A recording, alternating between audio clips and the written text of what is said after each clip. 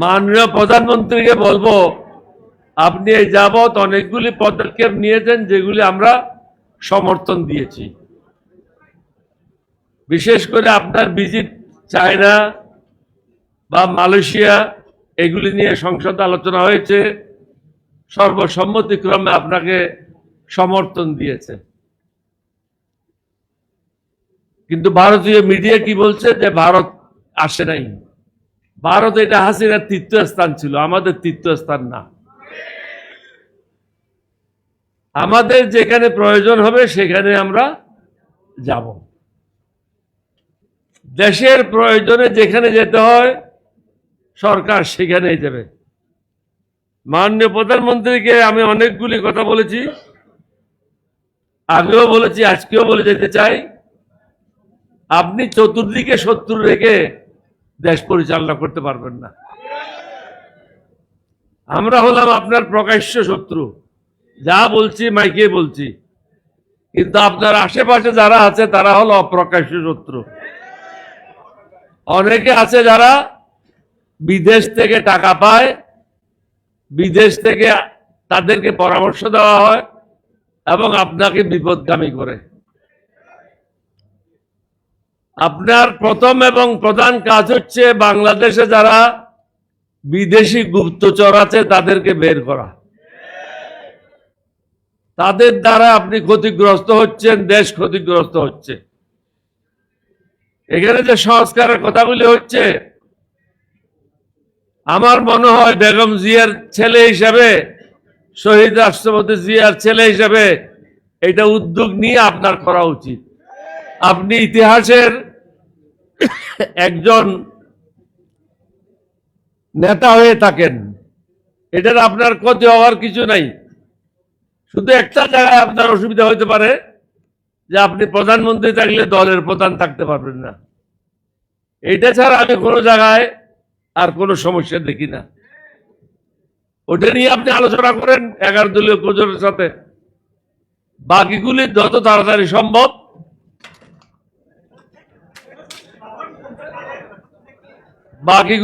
তাড়াতাড়ি সম্ভব সংসদে আপনি এগুলি পাশ করে দেন। কারণ এগুলি যদি পাশ না করেন আপনি ক্ষতিগ্রস্ত হবেন। এখানে পরিষ্কার ভাষায় প্রত্যেক বক্তা একটা কথা বলে গেছেন যে আমরা ক্ষান্ত হওয়ার পাত্র নই।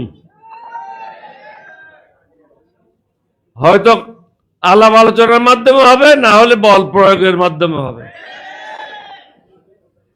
আলাপ আলোচনার মাধ্যমে শেষ করাটা বাঞ্ছনীয়, কারণ আপনার অনেকগুলি সমস্যা আছে।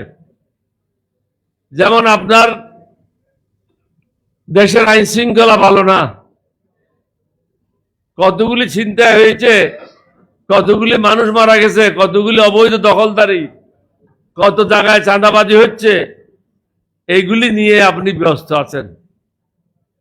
মাদকের ব্যাপক বিস্তার লাভ করছে বাংলাদেশে, এটা সবাই আলোচনা করতেছে। এবং অর্থনৈতিক অবস্থা ভালো না, নতুন বিনিয়োগ আপনি পাচ্ছেন না।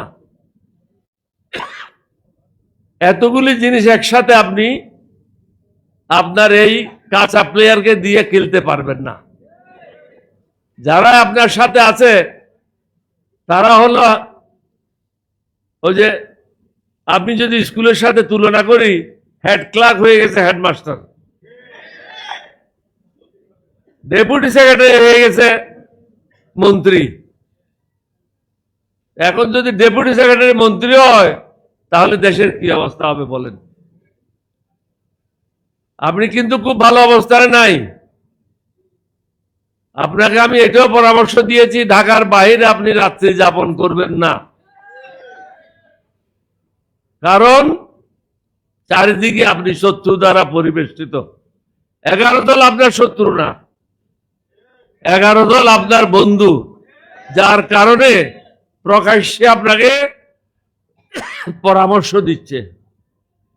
এই পরামর্শ জামাতের জন্য না, 11 দলীয় জোটের জন্য না, এটা হলো দেশের মঙ্গলের জন্য। আমি অনুরোধ করব, বেশি সময় ক্ষেপণ না করে, জনগণকে কষ্ট না দিয়ে দেশের মঙ্গলের জন্য এবং আপনার সুবিধার জন্য আমরা যে সংস্কারের কথা বলছি এগুলি মেনে নেন এবং যারা অতীত অন্যায় করেছে তাদের বিচারের আওতায় নিয়ে আসেন, না হলে আপনি ক্ষতিগ্রস্ত হবেন। এটা রেকর্ডে থেকে গেল আমার কথাগুলি।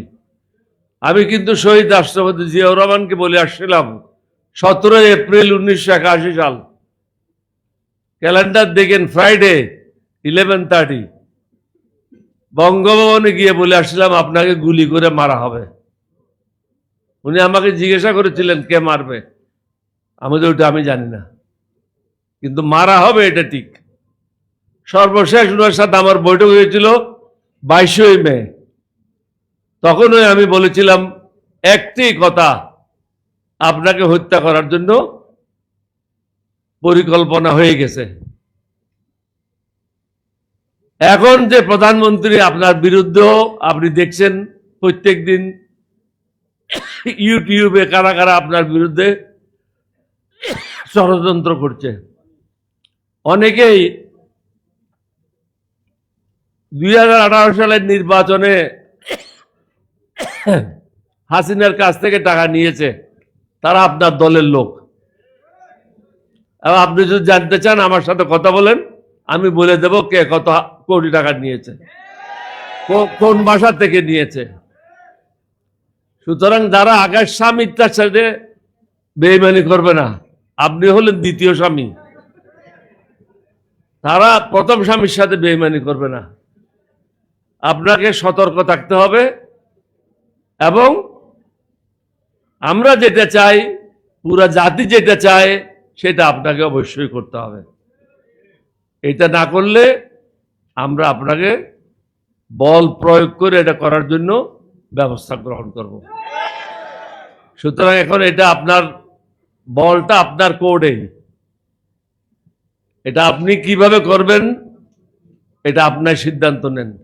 অর্থনৈতিক অবস্থা ভালো না, আইন শৃঙ্খলার অবস্থা ভালো না, শিক্ষার পরিবেশ ঠিক নাই, স্বাস্থ্যসেবা ভঙ্গুর, চারিদিকে হাহাকার, গরিব মানুষেরা যাদের নিত্য প্রয়োজনীয় দ্রব্যমূল্যের ঊর্ধ্বগতির কারণে সুন্দরভাবে জীবিকা নির্বাহ করতে পারছে না। কিছু লোক আমাকে বলেছে আজকে একটা কথা বলার জন্য, সেটা হলো পেনশন। কত বড় অন্যায় কাজ!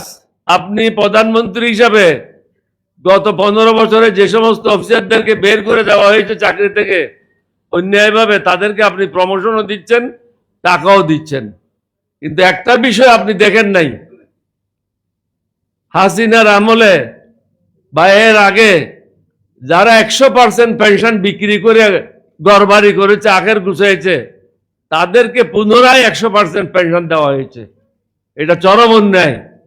অথচ যারা